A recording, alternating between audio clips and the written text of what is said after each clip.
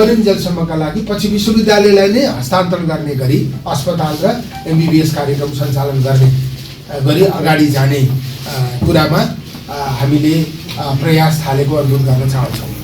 र खास गरी अहिले चाहिँ हामी आइसकेपछि 50 बेडको अस्पताल चालु भएको छ, तर त्यहाँको ICU चलेको छैन। त्यहाँ चाहिँ जनरल बेड पनि भर्ना गरेर बिरामी लिएर चल्न सकेको स्थिति छैन। इमर्जेन्सी 24 घण्टा चल्न सकेको अवस्था छैन। त्यस हुनाले अहिले हामी यहाँबाट फर्केर गइसकेपछि हामीले चाहिँ छात्रवृत्तिका 1 दर्जन डाक्टरहरूलाई गेटामा पठाउनेछौँ, 1.5 दर्जन नर्सहरूलाई गेटामा पठाउनेछौँ।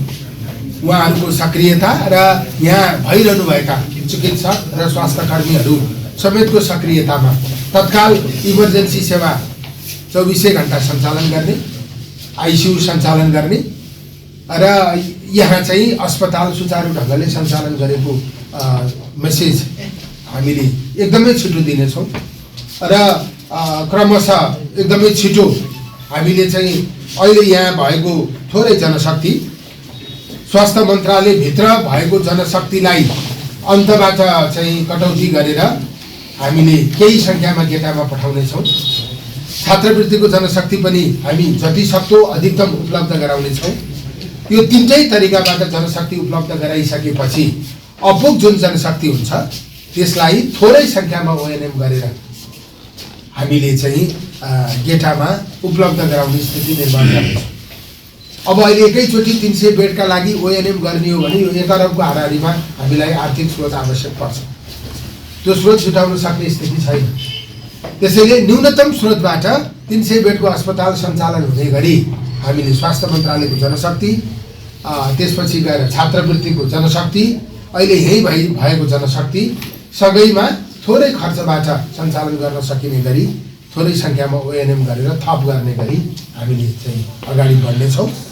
र यस आधारमा चाहिँ हामीले गेटामा अस्पताल सञ्चालन गर्ने गरी चाहिँ हामीले काम गर्ने विषय यहाँहरू मार्फत धनगढी अथवा यो प्रदेशकै आम नागरिकहरूलाई चाहिँ हामीले जानकारी सहित अनुरोध गर्न चाहन्छौँ।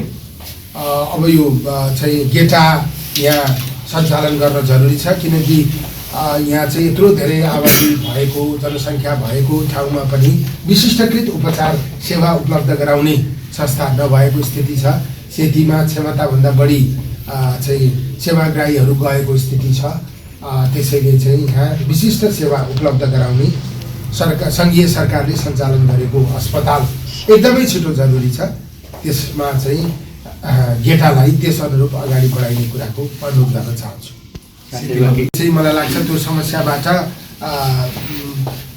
प्रसिद्ध नागरिकहरूलाई धेरै ठुलो सेवा मतलब धेरै ठुलो सहयोग पुर्याउनेछ भन्ने हामीले विश्वास लिएका छौँ।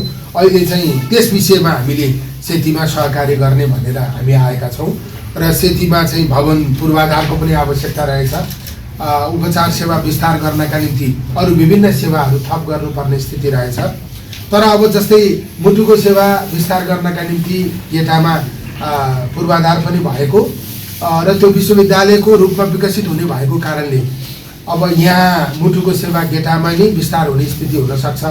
हामीले त्यो पनि क्याथ ल्याब उपलब्ध गराएर छिटो गर्ने कोसिस गर्नेछौँ। त्यसपछि यो प्रत्यारोपणको सेवा पनि महिनामा 2टा मात्रै केस गर्यो भने पनि त्यो एउटा तत्कालका लागि सुरुवात हुने स्थिति हुनेछ। त्यो पनि हामीले गेटामा छिटो गर्ने प्रयास गर्नेछौँ। यो बोन म्यारो क्यान्सरको उपचारको निम्ति पनि हामीले गेटामा सुविधा उपलब्ध गराउने कोसिस गर्नेछौँ। अब सेतीमा चाहिँ अरू युनिटहरू सञ्चालन गर्ने र गेटा र सेतीलाई चाहिँ जोड्ने उपचार सेवा प्रदान गर्ने सन्दर्भमा उहाँहरूले सहकारी गर्ने स्थिति निर्माण गर्न जरुरी छ। नेपालमा 3 तहको सरकार छ। ती 3 तहका सरकार एउटै देशका हुन्, एउटै नागरिकलाई सेवा गर्नका निम्ति बनेका सरकारहरू हुन्। त्यसैले त्यो 3 तहको सरकार 3 देशको होइन, एउटै देशको 3 तहको सरकारले नागरिकलाई सेवा पुर्याउनका निम्ति आफूसँग भएको साधन स्रोत मिलेर अधिकतम रूपमा प्रयोग गर्न सक्छ। त्यसैले गेटा र सेतीलाई समन्वय गरेर चल्ने गरी ती दुवै अस्पतालबाट अधिकतम सेवा उपलब्ध गराउनका निम्ति हामीले प्रदेश सरकारसँग सहकार्य गर्ने कुरा मैले त्यहाँ गएर पनि अनुरोध गरेर आएको छु। यस वर्षको बजेटमा सेतीमा पूर्वाधार निर्माण गर्नका निम्ति प्रदेश सरकारसँग सहकार्य गर्ने कुराको म अनुरोध गर्न चाहन्छु। साथीहरु के प्रश्न भयो राखिदिनु होला जिज्ञासा। को एकमात्र जिल्ला अस्पतालमा डडेलधुरा अस्पतालमा सङ्घ मार्फत आउने चिकित्सकहरू डडेलधुरा रोज्ने नरोज्ने रोजेर आए पनि केही महिनामै पावर लगाएर सर्व हुने व्यतिथि छ। अहिले पनि त्यहाँ सिएस गर्ने बिरामी पठाउनु पर्यो, सेती पठाइदिन्छ डडेलधुरा। त्यहाँ एकदम चिकित्सक बस्नुहुन्छ, योमा मन्त्रालयले के एक्सन लिन्छ? अब हामीले जसलाई जहाँ खटाएका छौँ उहाँहरूलाई त्यहीँ बस्नका निम्ति प्रेरित गर्न खोजिरहेका छौँ। सरुवा कम्तीमा डडेलधुरा अस्पतालको, गजेन्द्र नारायण अस्पतालको दरबन्दीमा जो हुनुहुन्छ उहाँहरूलाई चाहिँ हामीले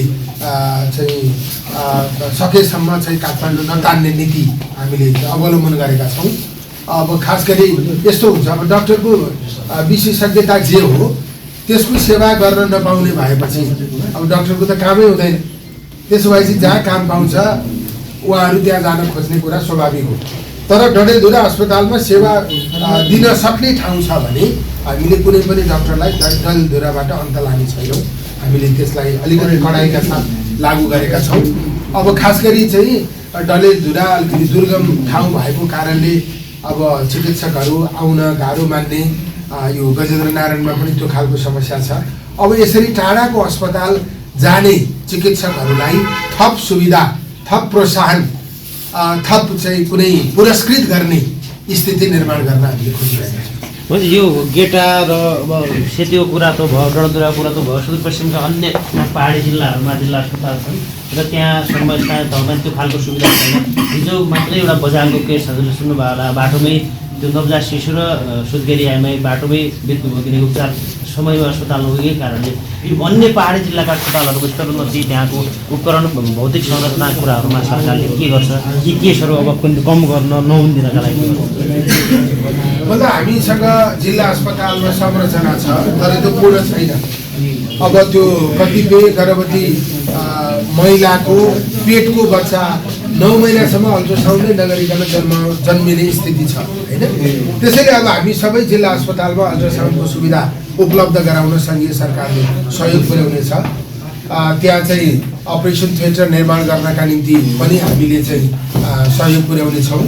खास गरी यो चाहिँ जिल्ला अस्पतालहरूमा प्रसुति सेवालाई व्यवस्थित गर्ने, सुविधा थप गर्ने र जिल्ला अस्पतालले नै प्रसुति सेवा उपलब्ध गराउने गरी त्यसको क्षमता प्रसुतिको पक्षमा अभिवृद्धि गर्न सङ्घीय सरकारले सहयोग पुर्याउनेछ।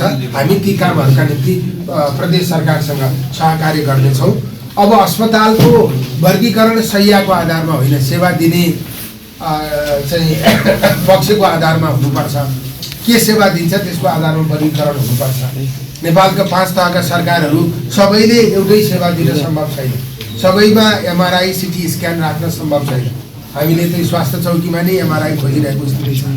त्यसैले प्राथमिक उपचार निःशुल्क हुनुपर्छ। अन्य उपचार, विशिष्टकृत उपचार पनि नसक्नेलाई निःशुल्क गराइनुपर्छ। सक्नेलाई सर्वसुलभ ढङ्गले उपलब्ध गराउने स्थिति बनाउन सक्नुपर्छ।